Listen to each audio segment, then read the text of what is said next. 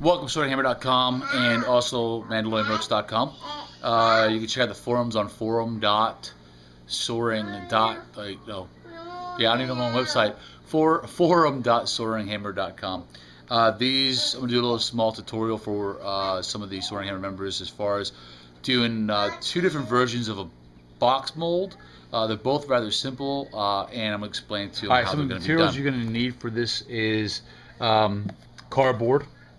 You can use a standard cardboard box. That's for one of these, one of the box molds. An X-Acto knife to help cut them out. Hot glue sticks and hot glue gun. You'll need your stir stick. I'm using dragon skin for these items today. And you also need stir buckets, which I do not have sitting out, so I'm a failure for this. Alright. So the three items we're going to mold today, but in all reality it's two different styles. One is your flat style box mold, which is just a flat based item. Pretty much you're going to cut a piece of cardboard like this for your base, and then you're going to hot glue along the sides, and you're going to build walls up. Okay. Once it's done, you want to make sure all your inner seams are sealed up really good, so when you fill it with your material, you will not leak.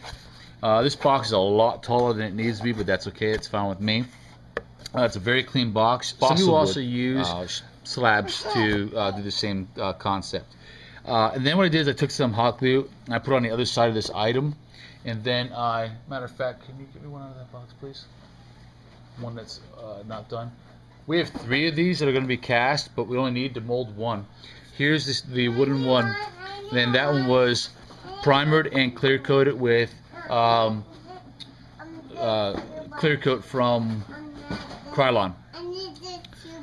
So you put hot glue on like this side, and then you set it down in the box so it doesn't float. I need this brush, okay?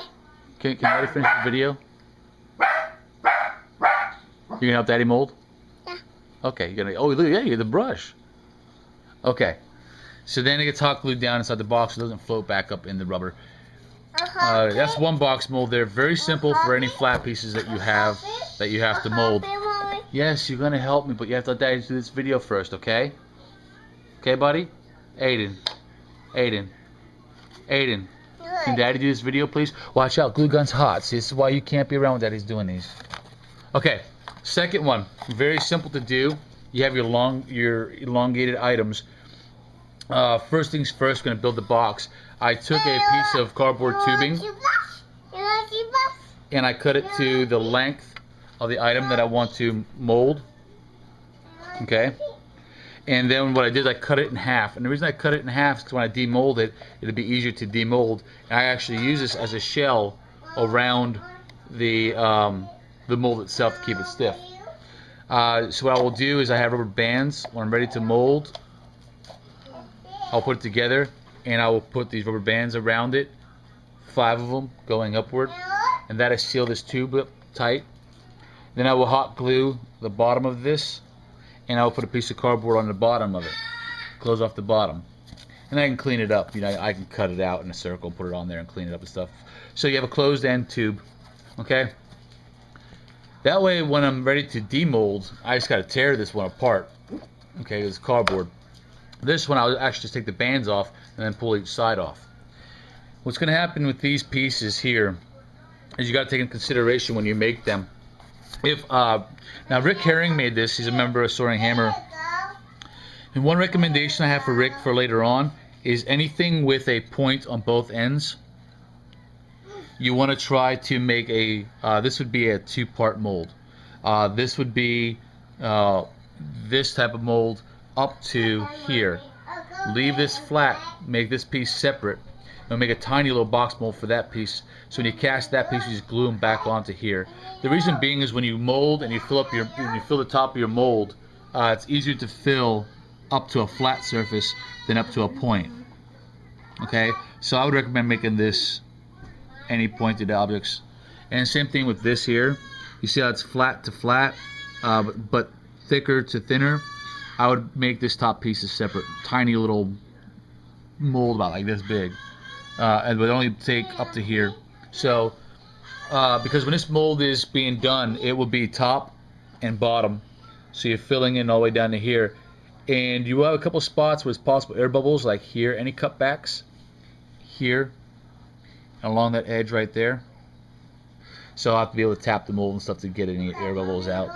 Same thing with this being the bottom of the mold, and this being the top of the mold. You want it to always be from skinny to thick, or point to flat, okay? And you, of course, these cutbacks here, you'll have potential of getting air bubbles in when we go to mold and when we go to cast, but we'll see how that turns out.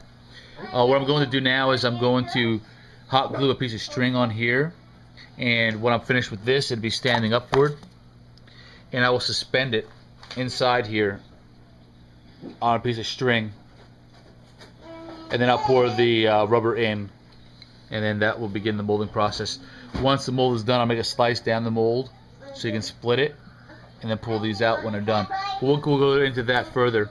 I'm going to pause the video, put this box mold together here to show you what it looks like once complete.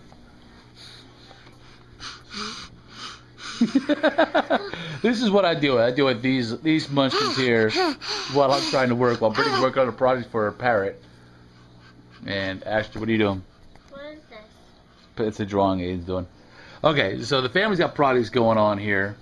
Got my measuring cups, and now I got this mold done. Now all I did is I made, if it looks familiar, it kind of looks like a fireworks tube. I didn't cut the cardboard round because I figured this made a nice base by being on a piece of cardboard. So I hot glued the bottom like along this edge, and then I put this cardboard on it. Kept rubber bands on, but what I did do slightly different was I ran a bead of hot glue down along this entire seam, so that way there's no possibility of leaking. When I get ready to pull it apart, I'll get X-Acto knife and peel all that off, then I'll pull it apart. That's just initially so there's no leaking of the dragon skin. And now what I'll do is I'll take this, dab a piece of hot glue, some string, and use like a stick like this, and I'll lay the stick across like that, with the string hanging down and this hanging down inside, like so. Now if there's a flat surface, I could have hot glued, like put a tip of hot glue on there, and then set it down inside the mold like so. But that's not the case. So we have to go this approach, hanging with the string. So we'll be back in a few minutes once that's okay, so I'm sitting outside, and the reason I'm outside is in Texas here it's very hot, so my dragon skin actually cure about half the time than what it would normally take. So there's a dragon skin which I'm about to mix up with these buckets right here, 50-50 mixture. Got my box mold sitting out here. Just gotta be careful. Should probably sit in the shade at least, so the hot glue doesn't melt. And you can see here on this tube. Okay, let me move some of this stuff out of the way. And I'm knocking paint over here. So I got to keep these still balanced. Alright, so here you can see I super hot glued this to the bottom because I'm going to bring it up to this line here, that line, and then I'll make that second part a mold of its own afterwards. So I will turn this into a two-part mold. Now I got to get this on a spot of the table that's balanced enough to put this in the center the best I can. Okay, so I'll be back. Okay, so I have my part A and my part B, both up to 350 milliliters, because one container could probably take about 700 milliliters, and that's what I'm going to work with. I'm going to mix I'm going to mix part A in with part B, stir it around really good. I'm going to dump it all right back into here and stir it up really good. The reason being is because each individual component is almost impossible to clean out these containers. It's very hard to do. So if you mix it to where it's both parts are mixed in here and then both parts mixed in here, that the leftovers will cure into the rubber, and then you can just peel it right out. So these two containers are easier to clean. Keep that in mind to go back and forth when you're ready to use yours, so you're not wasting materials. So I'm now going to mix these, and I'm going to pour them into my mold. Okay, this is leftovers here from this mold. Almost two batches fill this up. So about, I'm going to say about 1,300 milliliters was about right to fill this up. This is the leftovers that I poured into here just over the main piece. If it cures before I get the next batch, because I used both sets of cups, I have to wait till they cure and peel them out. By then this will also cure, so I had to make sure I cover the entire piece. And then when I'm done, I'll make another batch of like 700 and I'll pour it in here just to level it off and make it a complete box mold. It doesn't have to be thick, of course, but just enough to get the whole piece covers all the air bubbles, can rise to the top, this top, not that top. So that's going through now. This is my leftover one. This one I ran into a small issue because of the density of the wood. It's balsa wood that the piece was made out of. It's hard to see, but I had to put this paint can on there to push the to keep the paint stick down, because the wood inside, instead of staying level inside the dragon skin is really thick, very buoyant, so I wanted to push up the piece of wood. So I had to put a weight on it to keep it down in, so it didn't even need to hang from a string, really, just initially to get it started. That's why a flat point, listen to me, a flat surface would have been easier to hot glue to the base of this so it wouldn't have floated up. But that's okay. But we'll work with it, we'll see how it turns out. I'm really iffy about this because it is so hot outside. The dragon skin it's also dragon skin quick, so it was starting to cure really fast. It's a little thicker than I wanted it to be while pouring it in, so I'm hoping that there's not going to be any air bubbles along the wood. Won't know until the first cast. Not an issue. It can always be redone later on. So in a couple hours these will cure up. Once this one's ready to demold, I'll finish filling this one up, and then maybe we'll get a cast out maybe tonight. I have to go over to Jason's to get the plastic over there. So definitely it's coming along. I got one more box mold to make, and I'll probably use this same one once this one's done to mold that other piece that I have. So remember, if we can do it, so can you. Okay, so here's the master. It's now pulled out of the back. I need to do this real quick. I need to pull this off here, clean this glue off of here, and now I'm going to build a simple wall, probably like right down here, and build it up, a little round wall, so I can mold this piece right here. Because what I did is only went up to half of that as a fill port for the master. Here's the tube after this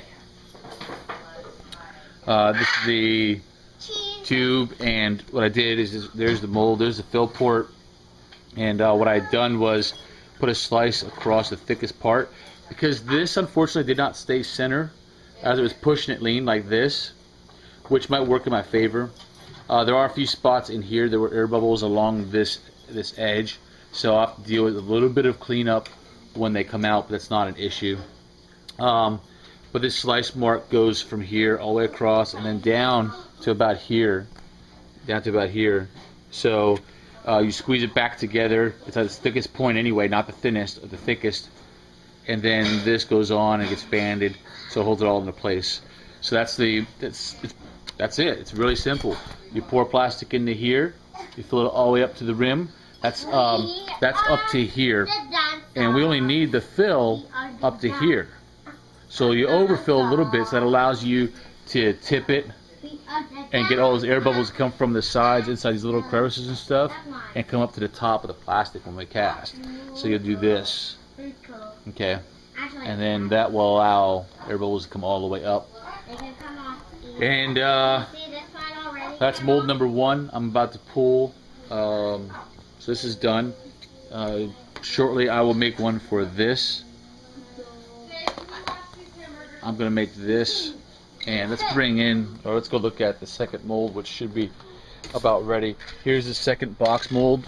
Very simple, not too complicated, and it's actually this is the second batch of the dragon skin, so it's almost done.